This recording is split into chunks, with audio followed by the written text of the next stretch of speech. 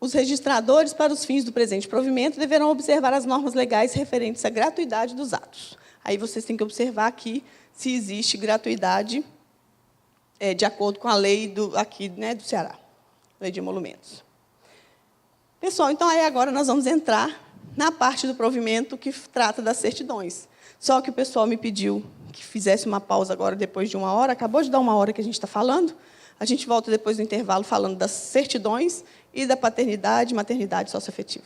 Tá bom? Até já.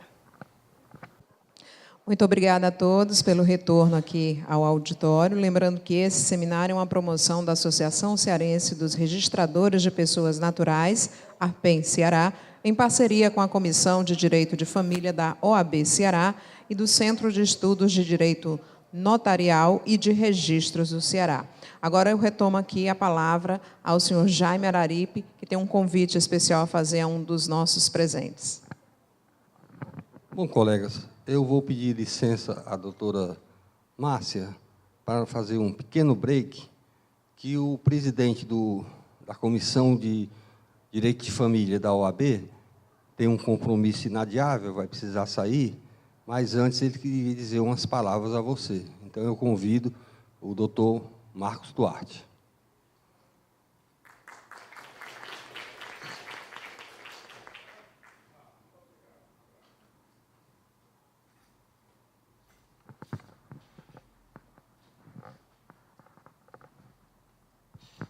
Boa tarde a todos.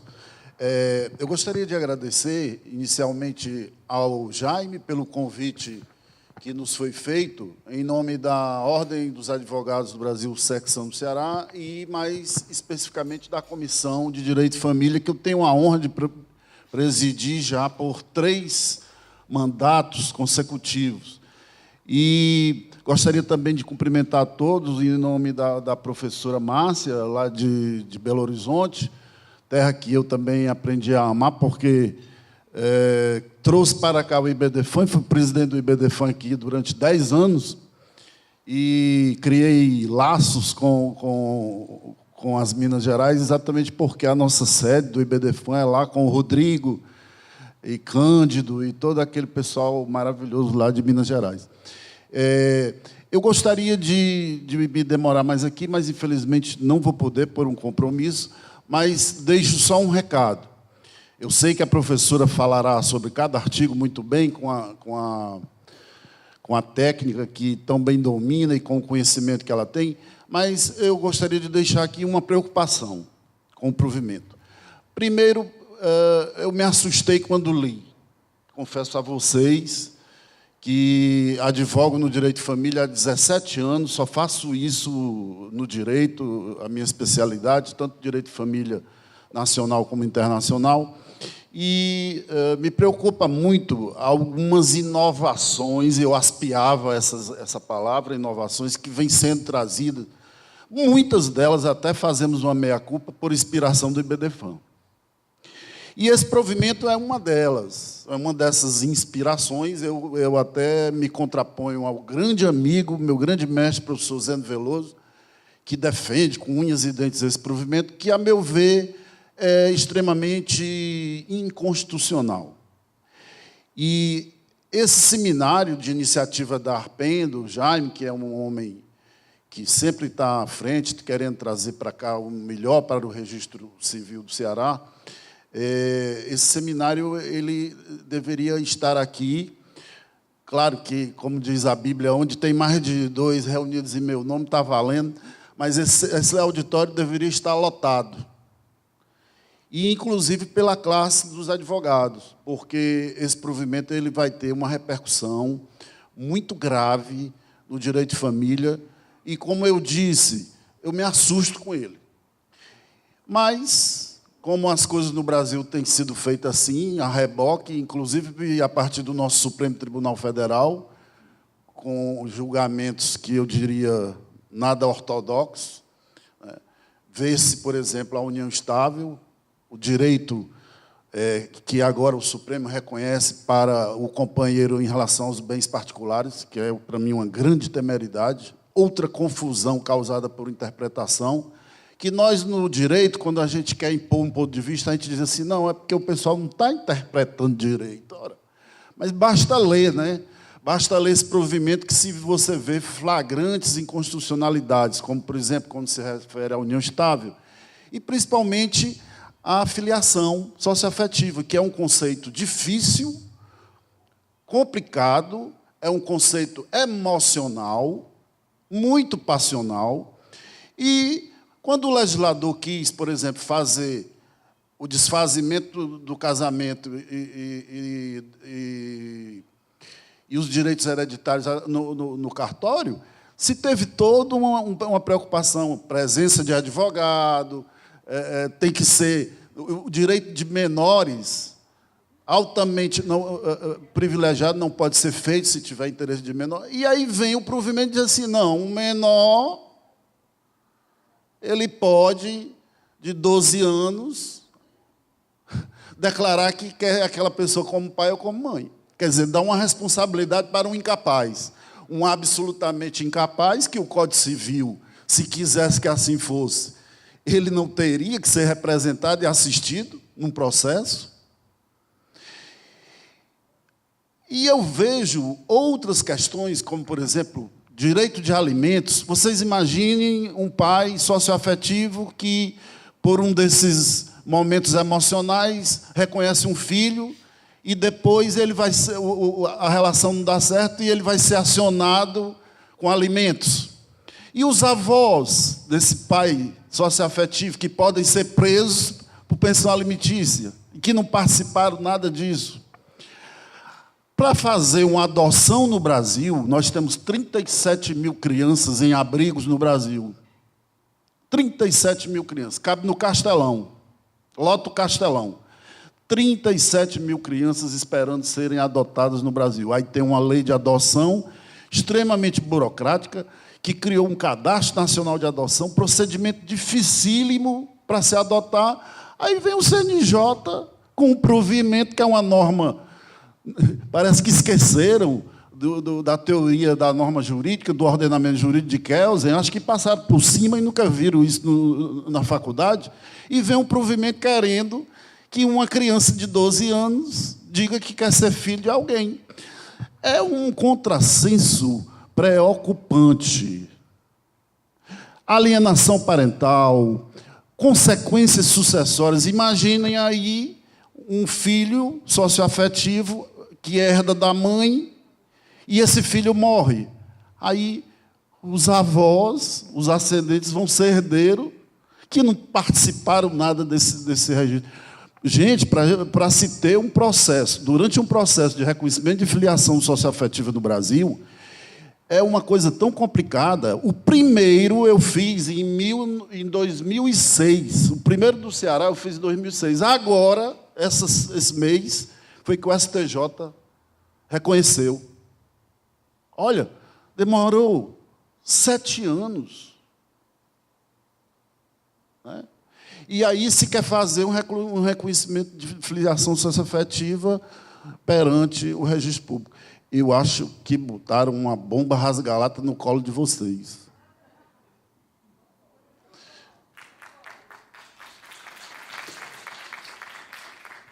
Vocês são preparados, eu sei da competência de vocês. Claro que eu sei, mas isso é uma responsabilidade muito grande. Você viu, quando o Bessa falou de reprodução assistida, vocês viram a gravidade, os temas, os conflitos éticos que existem na reprodução assistida, os dilemas éticos.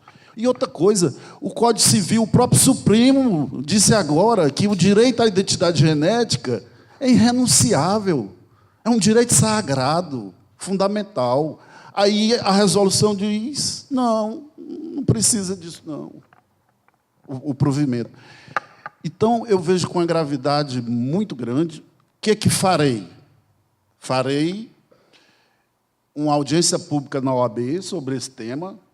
Inclusive, vocês já estão convidados previamente, vou anunciar nas redes sociais e comunico ao Jaime. Farei um debate, uma audiência pública e ingressaremos com ação direta de inconstitucionalidade contra esse provimento absurdo do CNJ. Eu liguei para o Valdetário, que é o nosso conselheiro federal e é conselheiro do CNJ. O Valdetário disse, Marquinhos, rapaz, eu não tinha prestado atenção a isso. Eu digo, pois é, no direito de família, no direito civil, as pessoas querem modismos, mas não prestam atenção nas consequências. Você reconhecer alguém como filho é uma coisa seríssima. Nós sabemos que a paternidade é registral no Brasil. Então, os efeitos são, a partir do registro, como a professora bem mencionou, os efeitos são incontestáveis. As consequências são irreversíveis.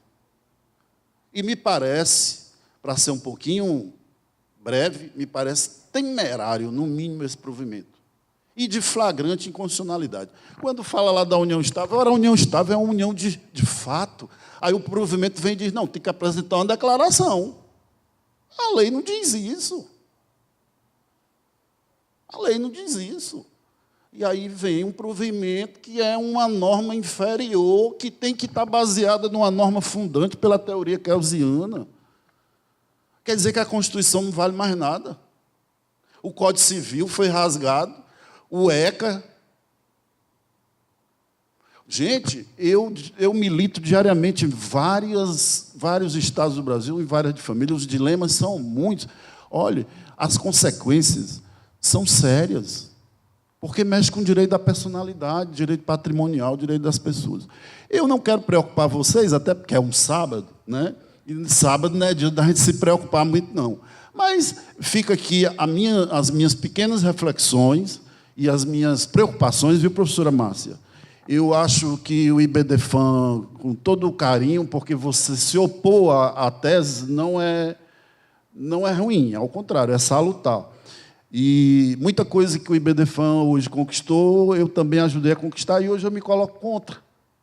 Porque eu acho que houve uma frouxidão do direito de família no Brasil. Está muito esculhambado. Em nome de uma liberalidade, em nome de...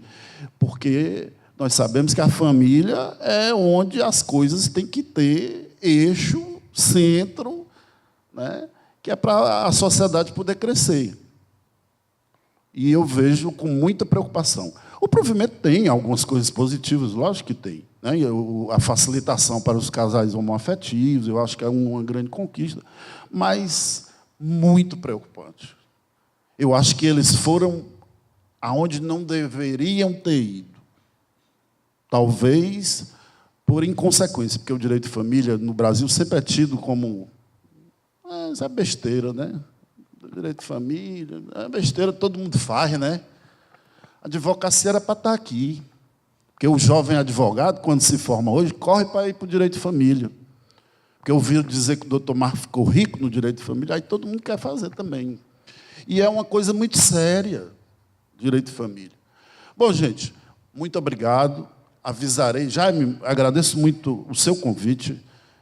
Fico à disposição para outros momentos. Professora Márcia, muito obrigado pelo intervalo e continue a sua explanação tão bem feita. Muito obrigado, gente. Obrigada aí também por sua presença. E agora eu convido novamente a professora Márcia Fidelis para continuar falando aqui, abordando sobre o provimento 63, falando sobre o registro de crianças de casais homoafetivos. Ela vai continuar a palestra dela, do ponto onde foi parado, e logo após teremos também um tempo para perguntas. Então, pessoal, eu queria só fazer uma observação rapidinho. O doutor Jaime Araripe, ele realmente, desde que eu comecei a atividade em 2002, eu trabalho com registro civil desde 2002, mas sou oficial mesmo desde 2011. Então, desde 2002, que o nome dele é muito recorrente em todos os estados, na atividade como um todo. É uma pessoa respeitabilíssima no Brasil inteiro. Então, sempre a gente tem em mente, assim, sempre ouve falar, né, mesmo a gente distante dos outros estados, a gente sempre ouve falar de Jaime Araripe. Quando foi em 2004, em Minas Gerais, veio a aprovação da Lei dos Fundos, o Fundo de Ressarcimento, que nosso lá chama Recomp. Então, nessa época, a gente ouviu dizer, olha, que legal, e isso está sendo muito, muito bem tratado pelo pessoal do Ceará, né, Dona Salete, Jaime Araripe. E aí, agora, conheci pessoalmente Jaime Araripe e Dona Salete, tem uns 3 anos. Dona Salete foi no CONARCE, pessoalmente, apesar de conversar pelo telefone outras vezes. vê-los de perto, sabe? E ouvir as histórias de perto e ouvir o que realmente ocorreu, eu vejo agora realmente o ícone que eles são e o benefício que eles trouxeram para a nossa classe. E aí não é só do Ceará, não. Isso que vocês estão tendo aqui, na verdade, isso refletiu no Brasil inteiro. Porque o trabalho que ele fez na época da Lei dos Fundos foi o trabalho que propiciou que nós tivéssemos fundos em todas as unidades da federação. Então, eu queria pedir, se ele me permite, né, que dessemos uma salva de palmas para o nosso amigo, Dr. Jair.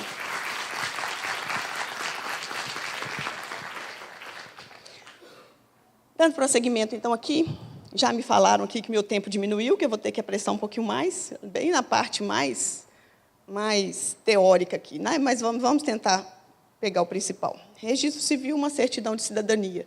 Gente, só para poder entender a gravidade desse documento aqui, a importância, não é gravidade não, a importância desse documento.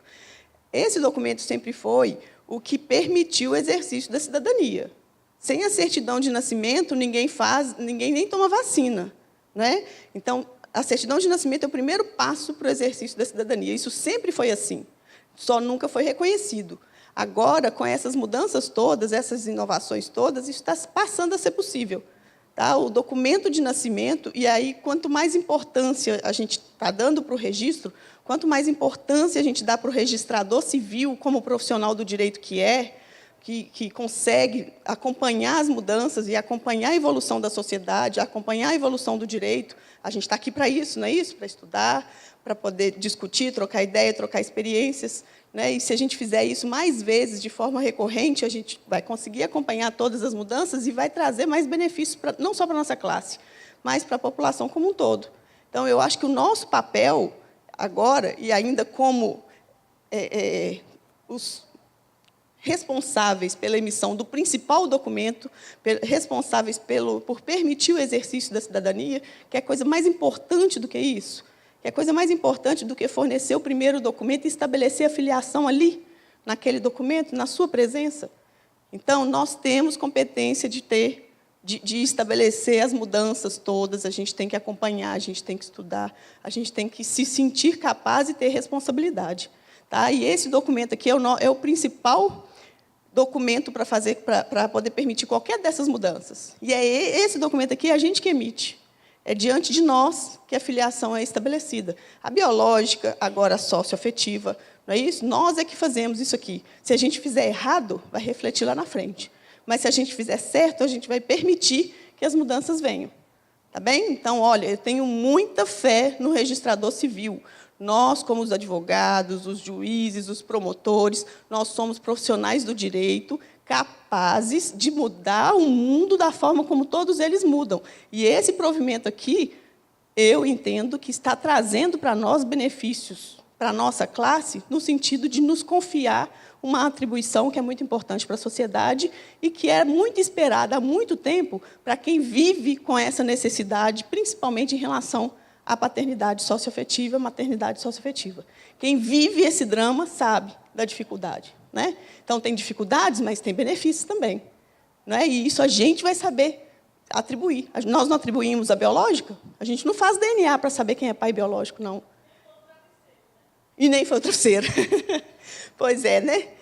Então, gente, é isso aí. Eu queria só deixar registrado o meu ponto de vista. Eu confio na nossa classe, eu confio na nossa atribuição, e eu sinto que nós somos profissionais do direito, tanto quanto os outros, de forma a trazer, sim, evolução para o nosso Estado. É só a gente ter responsabilidade, como qualquer um tem que ter para trabalhar, né? Exatamente. É isso aí. Vamos prosseguindo com o nosso método aqui de ler. Vou ler só mais rapidinho. Os modelos únicos de certidão de nascimento, de casamento e de óbito a serem adotados pelos ofícios de registro civil das pessoas naturais em todo o país ficam instituídos na forma dos anexos 1, 2 e 3 desse provimento. Já falei com vocês, eles não foram instituídos, eles estão sendo alterados. Eles já foram instituídos em 2009. As certidões de casamento, nascimento e óbito, sem exceção, passarão a consignar a matrícula, gente? Não, não passarão, né? Elas essa consignação já é desde 2009, e, inclusive, em relação à matrícula, não teve nenhuma mudança. Tá? Continua sendo da mesma forma. A certidão de inteiro teor requerida pelo adotado deverá dispor sobre todo o conteúdo registral, mas dela não deverá constar a origem biológica, salvo por determinação judicial. Aí eu tive uma pergunta lá naquele grupo que a gente criou para as dúvidas, para vocês me mandarem as dúvidas. Tive uma pergunta assim, se é certidão de inteiro teor, como é que vai omitir uma informação? Se tiver que omitir qualquer informação, não é inteiro teor. Perfeito, não é? Só que o inteiro teor é referente ao registro. E no registro não vai ter nenhuma dessas informações aqui sobre a origem biológica. Isso fica no processo judicial, isso no máximo fica arquivado na serventia.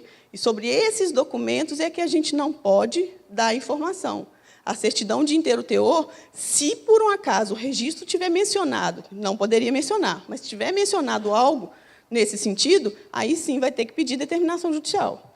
Tá? Mas se o registro não tiver nenhuma informação dessa, que faça essa discriminação, ela pode ser expedida, sim. E é o inteiro teor normal, aquela cópia reprográfica mesmo, ou digitar todo o conteúdo do registro. A certidão de inteiro teor de natimorto e as relativas aos atos registrados ou transcritos no livro E deverão ser emitidas de acordo com o modelo do anexo 5. Isso é novidade. Nunca tivemos modelos para esse tipo de certidão. Esses modelos eram livres, né? Cada um fazia do jeito que sempre fez. A única mudança era que tinha que ter a matrícula. Continua tendo que ter a matrícula, mas agora tem lá... Mas, na verdade, fizeram um quadro em branco, vou mostrar para vocês o modelo, assinando embaixo, do OFET, etc., coisa que a gente faz em toda a certidão, e com a matrícula em cima. Tá? Eu acho que eles fizeram aquilo ali para poder falar que é no papel, né, e falar que é uma folha, falar que tem que ter matrícula, para poder tentar disciplinar minimamente. O oficial de registro civil das pessoas naturais incluirá no assento de nascimento, em campo próprio, a naturalidade do recém-nascido ou a do adotado na hipótese de adoção iniciada antes do registro de nascimento. Gente, eu queria fazer 2 observações em relação aqui a esse artigo. A primeira é que fiquei com muita dúvida em relação a essa adoção iniciada antes do registro de nascimento. Esse artigo aqui, depois de muito estudar e de muito discutir, eu cheguei à conclusão que ele foi mal redigido, porque ele só tem uma interpretação possível. E aí, a interpretação conjunta dele com os considerandos e com as possibilidades de registro, né? Como que uma adoção pode ser iniciada antes do registro? Como que uma criança pode ser adotanda sem ter sido registrada? Aí eu estou pensando no registro primitivo, o primeiro registro da pessoa. Se ela vai ser adotada, para iniciar o processo de adoção, como é que você vai falar quem é ela se não tem o registro de nascimento? O juiz, a primeira coisa que ele manda fazer é registrar a criança, da infância e da juventude. Ele não faz absolutamente, nem distribui o processo, sem registrar a criança. Então, essa hipótese não é.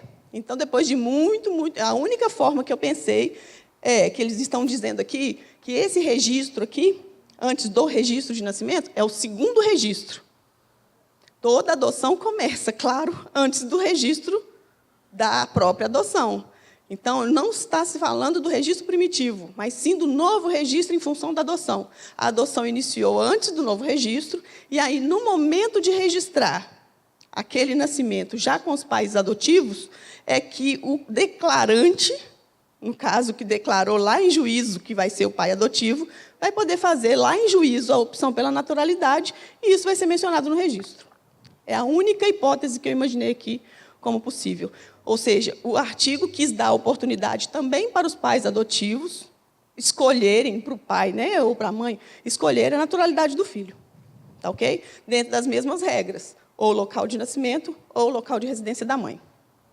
E a segunda observação incluirá no assento de nascimento, no campo próprio, a naturalidade. É sobre uma outra pergunta que foi feita também. Mas, olha, esse artigo não mudou nada, não. No campo do registro de nascimento, o registro de nascimento já tinha um campo próprio para naturalidade, já era obrigatório constar naturalidade no registro de nascimento. Gente, não era, não. É porque a gente está confundindo ainda local de nascimento com naturalidade. O artigo 54 já trazia a obrigação de mencionar local de nascimento. Tá? Então, a lei 13.484 mudou justamente isso. Agora, o artigo 54 determina que se mencione naturalidade. E ela manteve a necessidade de ter local de nascimento. Então, você tem que colocar as 2 informações. Ah, mas e se for a mesma? Mesmo assim. Local de nascimento, Hospital São José, Fortaleza, Ceará. se é local de nascimento. Naturalidade, Fortaleza, Ceará. Tá? Porque pode ser outra, né? Então, tem que mencionar as duas informações.